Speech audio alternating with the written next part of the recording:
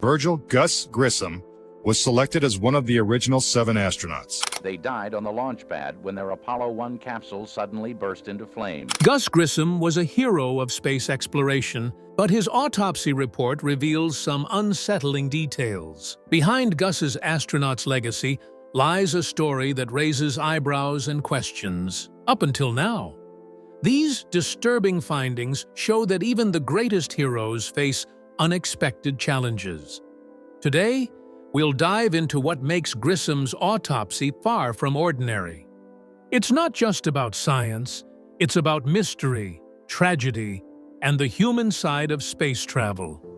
Get ready for a shocking look beneath the surface and the dark revelations on space exploration preparations, the autopsy and anomalies.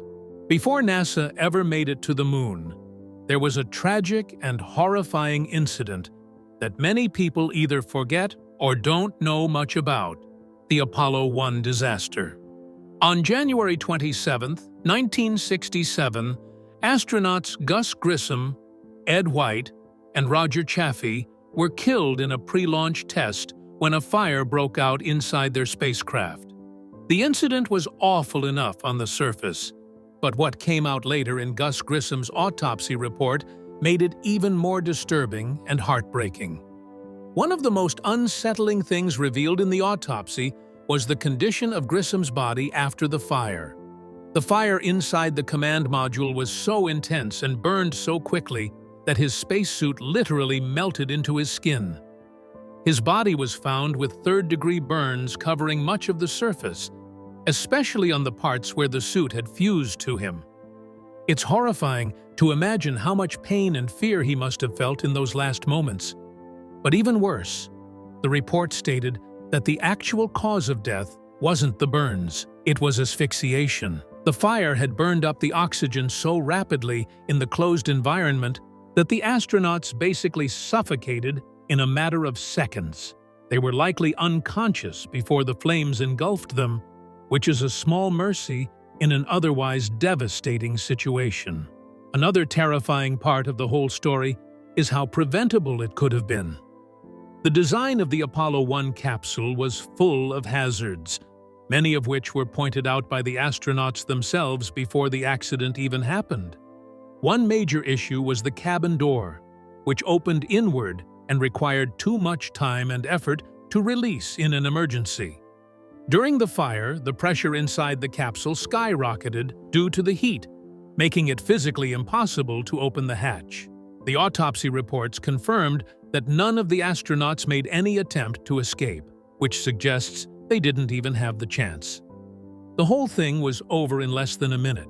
What's even more disturbing is how many flammable materials were used inside the spacecraft. The wiring insulation, the Velcro, even the astronauts' checklists were made of highly flammable materials. Combine that with the fact that they were conducting the test in a 100% oxygen atmosphere under high pressure, and it was basically a time bomb waiting to go off. The autopsy results showed that all 3 men died where they were sitting, with their seat restraints still in place. They never even stood a chance.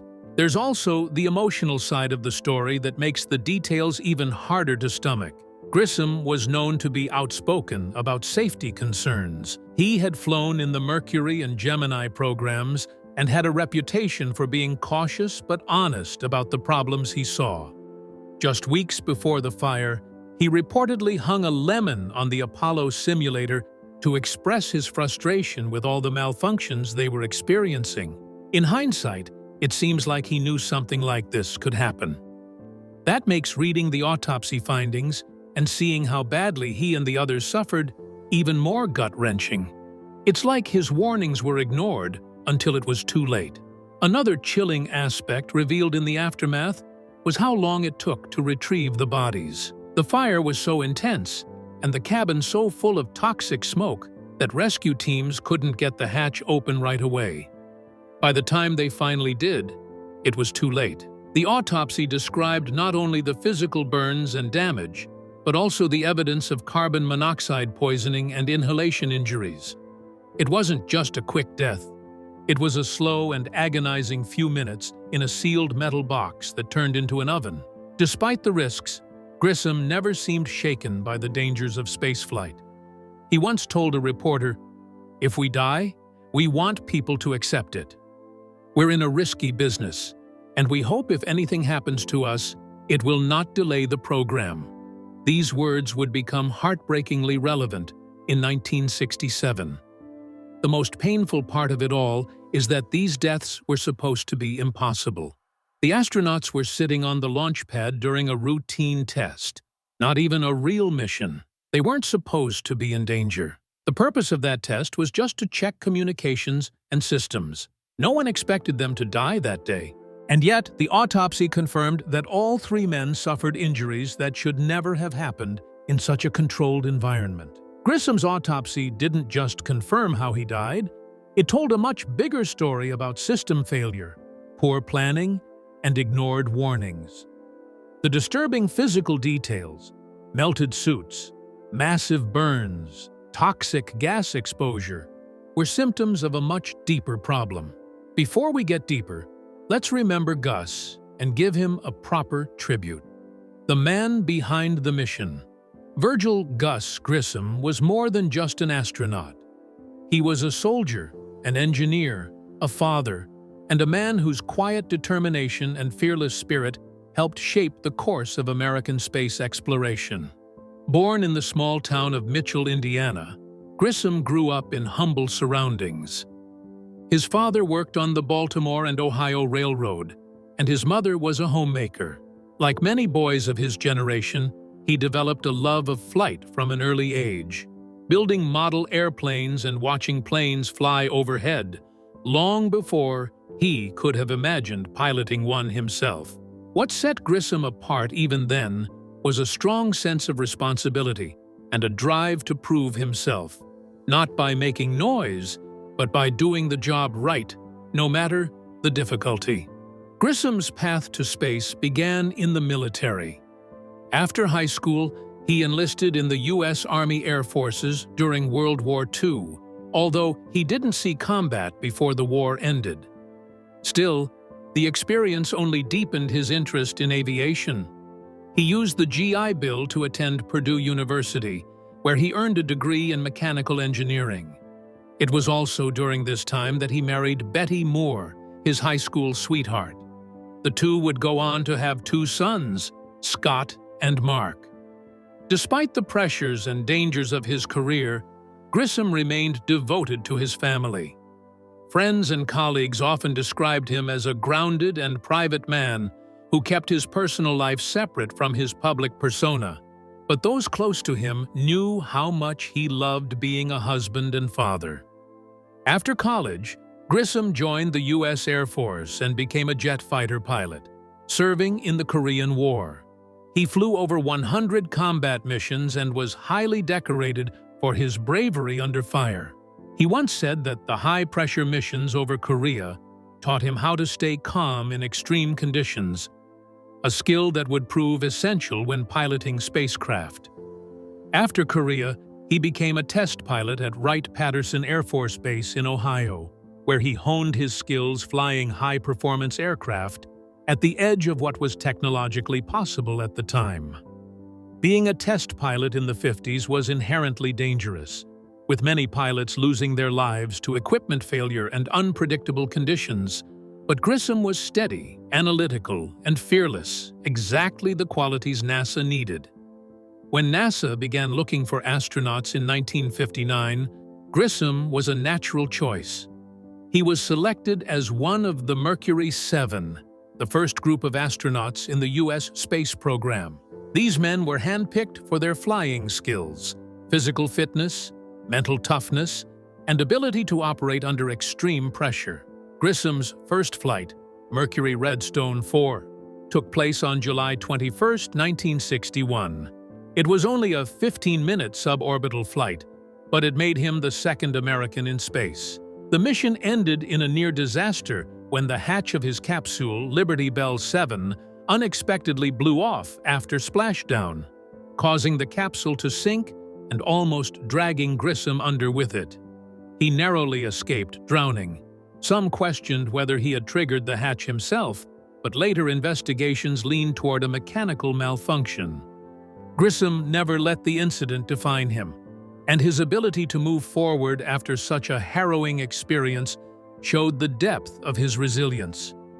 Grissom's next mission came in 1965, when he commanded Gemini 3 alongside John Young. This mission marked a major milestone for NASA. It was the first time two astronauts flew together, and the first time a spacecraft changed its orbit while in flight. It was a proving ground for techniques that would be critical in the Apollo missions, such as rendezvous and docking in space. During Gemini 3, Grissom famously smuggled a corned beef sandwich aboard as a joke, much to the irritation of NASA officials. The sandwich incident became a running joke, but it also showed the more human, relatable side of Grissom, a man under incredible pressure who still had a sense of humor. Outside of his professional achievements, Grissom left a deep impact on those who knew him personally. His colleagues remembered him as a natural leader, serious but approachable, methodical but courageous. He didn't seek the limelight and wasn't interested in being a celebrity. Instead, he focused on the mission, on doing the work that would get America into space safely and successfully. His quiet leadership and work ethic earned the respect of everyone from fellow astronauts to NASA engineers. Even today, astronauts still mention him as a personal hero, someone who set the bar for what it meant to serve in one of the most demanding roles on Earth, or beyond it. In the years following his death, Grissom has been honored in numerous ways. Schools, museums, roads, and space centers bear his name.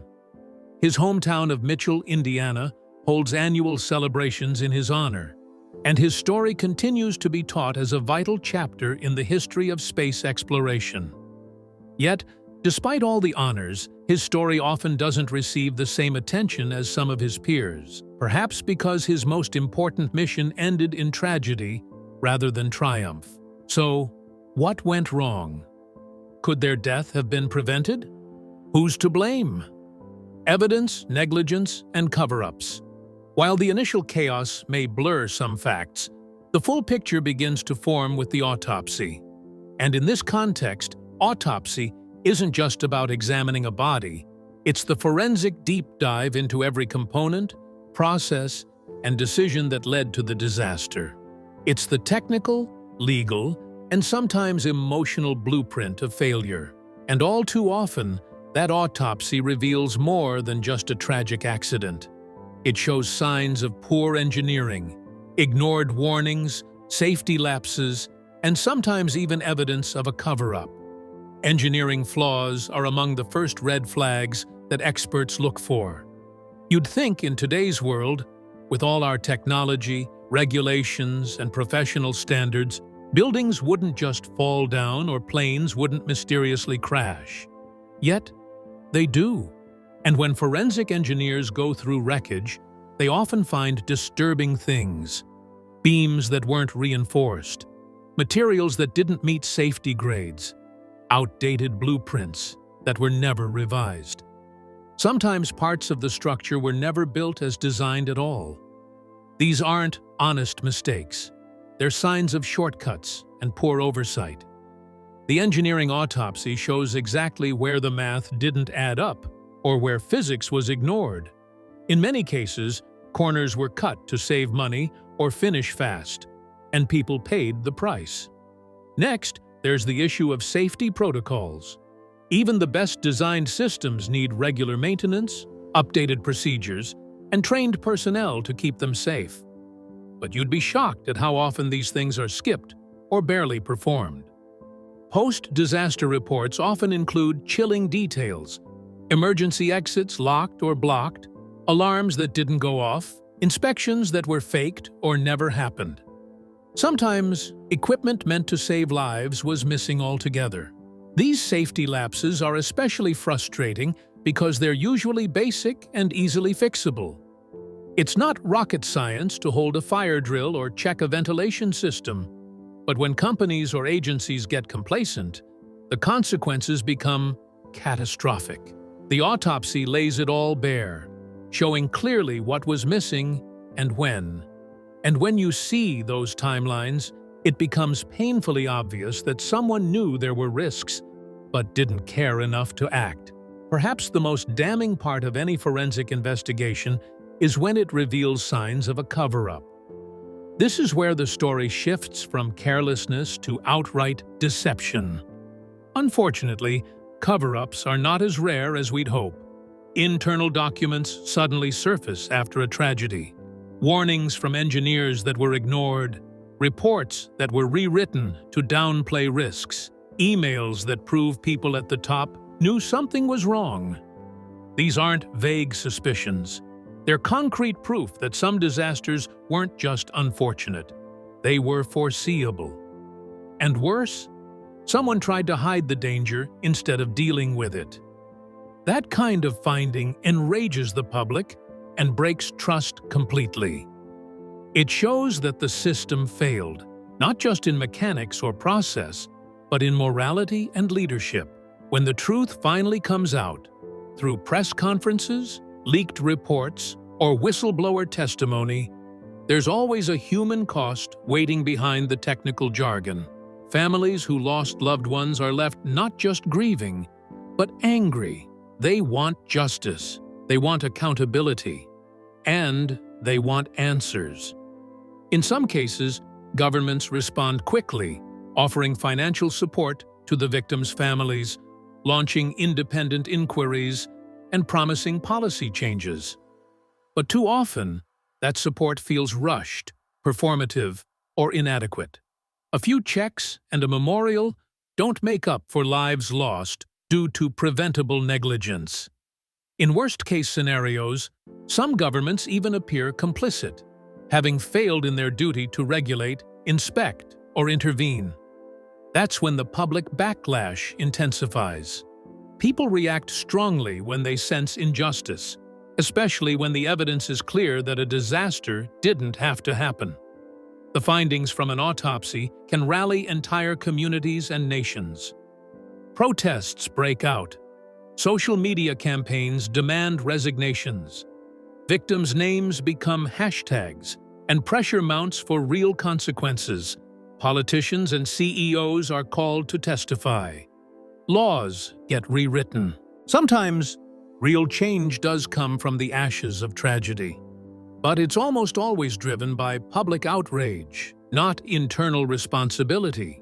The truth is that these autopsies, technical, structural, legal, are often the only reason we ever get real answers. They force transparency when the system tries to protect itself. They put facts on the table that no amount of spin can erase. And they give a voice to those who can no longer speak for themselves. Whether it's a cracked beam in a collapsed stadium, an ignored maintenance warning on a derailed train, or a falsified safety report at a chemical plant, the evidence always tells a story. And more often than we'd like, that story is about negligence. When we ask whether the autopsy supports claims of poor engineering, safety lapses, or cover-ups, the answer is painfully clear in many cases. Yes, it supports them in detail, with diagrams, timelines, and testimonies that strip away excuses. It supports them in the faces of grieving families and in the voices of experts who say, this didn't have to happen. But perhaps most importantly, it supports a call to action. A reminder that every system, every project, every piece of public infrastructure must be built with integrity, maintained with care, and watched with vigilance. Because the cost of not doing so is far too high. People talk. While the official cause was attributed to a cabin fire exacerbated by a pure oxygen environment and flammable materials, some researchers and conspiracy theorists believe there's more to the story. One of the most commonly cited alternative narratives revolves around Grissom's vocal criticism of NASA's management and the Apollo program's safety flaws. It's well documented that he hung a lemon on a simulator to protest its poor condition. hardly the behavior of someone with full confidence in the system. This has led some to believe he may have been silenced for being too outspoken. His family reportedly claimed he received anonymous threats, and his son, Scott Grissom, has publicly suggested that sabotage might have played a role in the fire. The idea is that Gus was a liability to the secrecy and high-stakes nature of the Cold War space race, and eliminating him solved a problem for those in charge. Then there's the issue of missing or redacted documentation.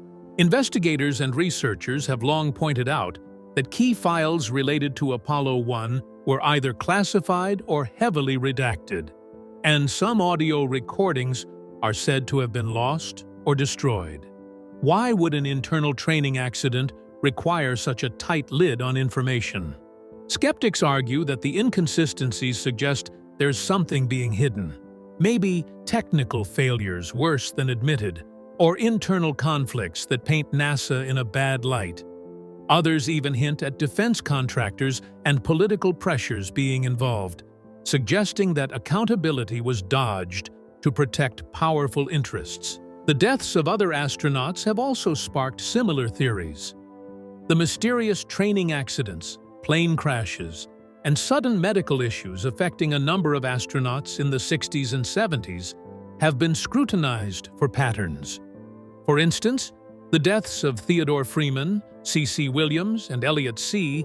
were all written off as tragic but coincidental accidents. Still, some see these as part of a broader trend of risky missions, silenced dissent, and perhaps even quiet cover-ups to keep the space program moving full speed ahead, regardless of the cost. Whether due to intentional suppression or just bureaucratic fog, there's a case to be made that we don't know the full truth about what happened to Gus Grissom and his fellow astronauts. And maybe, just maybe, that's exactly how some people wanted to stay. But there's a whole community of people who loved them, and they have a story to tell too. On a hero's death, it wasn't just the death of an astronaut or a public figure.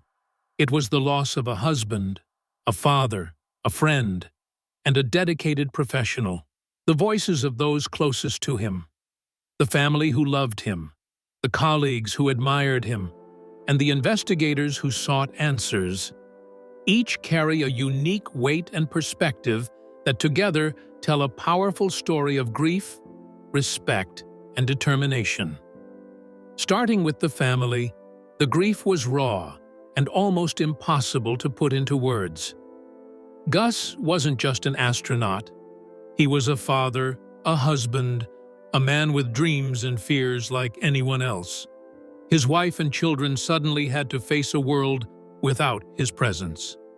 I've read accounts from family members describing the disbelief that came first, the kind of numbness where you almost can't accept what's happened. The tragedy was so sudden and the circumstances so horrific that the shock lasted for a long time. Yet, amid the heartbreak, there was also immense pride. They knew Gus had been chasing a dream larger than life, pushing the boundaries of human exploration. That pride, mixed with sorrow, is a complicated, beautiful, and painful thing to carry. For his colleagues, fellow astronauts, engineers, and NASA staff, the loss was both personal and professional.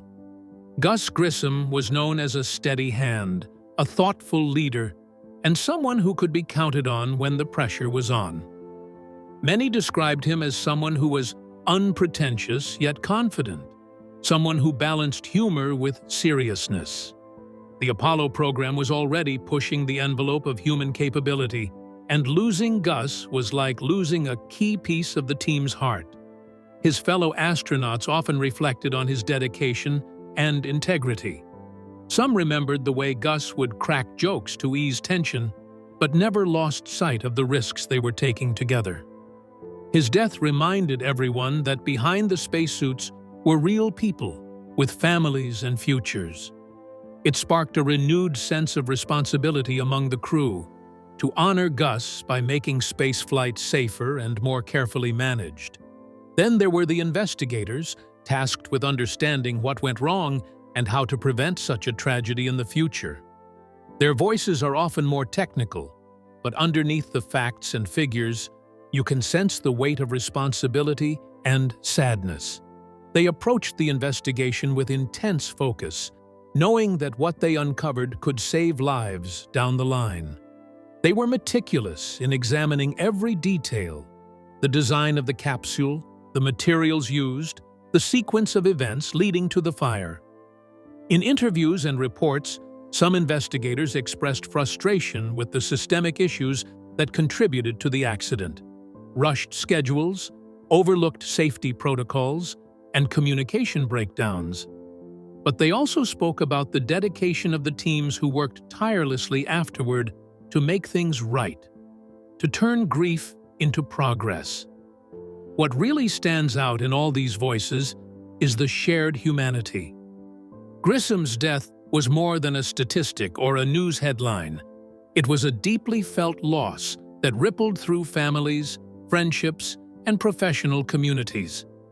It showed the dangers of space exploration in stark relief, reminding everyone involved that pioneering new frontiers comes with enormous risk. Yet, it also brought people closer together. His family found support in friends and the wider astronaut community. His colleagues were galvanized to honor his legacy by pushing harder to improve safety and technology. The investigators, while detached in some ways by their role, carried the burden of making sure such a tragedy would not be repeated. In the years since, the voices of concern have not faded. Family members have spoken about how Gus's memory remains a guiding light. Fellow astronauts and NASA employees often reference him as a symbol of courage and professionalism. And the lessons learned from the Apollo 1 tragedy have become part of the foundation for how space missions are conducted to this day. Gus Grissom's death was a painful chapter, but the reflections from those who knew him best reveal a story of love, respect, and determination to keep moving forward, even when the cost is high. These voices remind us that behind every mission, every technical challenge, there are real people whose lives matter deeply and whose memories continue to inspire. NASA under fire. The immediate aftermath wasn't just about grief. NASA was under an intense microscope. Politicians, journalists, and the public demanded to know how such a catastrophic failure could happen. The Apollo program was America's marquee project in the space race, the symbol of technological prowess and national pride. This disaster wasn't just a technical failure, it was a massive hit to NASA's reputation. How could this happen to an agency that had already pulled off incredible feats like Mercury and Gemini missions? The investigation that followed peeled back the layers of NASA's operations and exposed some uncomfortable truths. It turned out that the spacecraft was filled with pure oxygen at high pressure during the test, a perfect recipe for a fire hazard. The wiring was a tangled mess with a lot of exposed and faulty insulation, and the materials inside the cabin were highly flammable. The hatch was designed in a way that made it nearly impossible to open quickly in an emergency. On top of that, there were systemic problems with management, pressure to meet tight deadlines, communication breakdowns between engineers and administrators, and corners cut in quality control. This disaster forced NASA to confront its own culture of risk-taking and urgency. Suddenly, the agency had to pivot from just get it done to get it done safely. The reforms that followed were comprehensive. They redesigned the command module using fire-resistant materials and completely rethought the oxygen systems. The hatch was redesigned to open outward in seconds, something that would save lives if ever needed again. Safety checks became much more rigorous, and a culture of transparency and accountability was promoted, so that engineers and astronauts felt empowered to raise concerns without fear of being ignored. NASA's reforms weren't just about fixing the spacecraft, they were about fixing the way NASA operated. The tragedy was a brutal reminder that space exploration isn't just about beating the clock or winning the race. It's about preserving human life. This shift in priorities, driven by hard lessons learned from the Apollo 1 disaster, would shape the agency's approach for decades. One of the biggest impacts of Apollo 1 was how it fundamentally changed NASA's approach to astronaut safety. Before the fire, astronauts were often seen as heroic test pilots, almost like daredevils willing to accept extreme risks. The culture was brash and confident, pushing the limits without always fully appreciating the dangers. After Apollo 1, NASA began to treat astronauts less like test pilots and more like explorers whose lives had to be protected at all costs. The redesign of the spacecraft after the fire was extensive. NASA replaced flammable materials with fireproof alternatives, re-engineered the electrical systems, and overhauled the environmental controls to reduce fire risk. The legacy goes beyond hardware changes. The culture at NASA shifted. The disaster underscored the importance of clear communication and rigorous testing.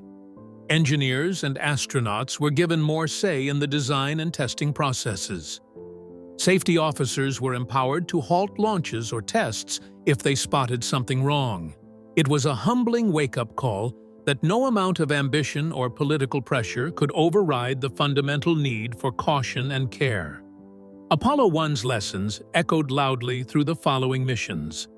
The near-flawless execution of Apollo 7, Apollo 8, and the historic Apollo 11 moon landing were all built on the foundation of those hard lessons. The protocols and reforms introduced post-Apollo 1 became the gold standard for spacecraft design and mission safety. Even NASA's later projects, like the Space Shuttle and the International Space Station, carried the influence of those changes. Remembering Gus Grissom means more than honoring a fallen astronaut. It means insisting on honesty and openness in the stories we tell about space exploration. His life and death remind us that space travel is not just about technological marvels, but about real people with families, hopes, and dreams. Transparency in these matters isn't just bureaucratic, it's ethical.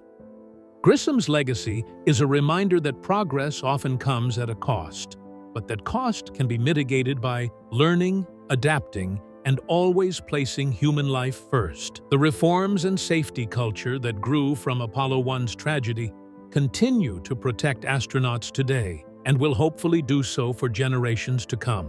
Were you familiar with Gus's fate? Share your thoughts about the video in the comments section and subscribe for more interesting uploads.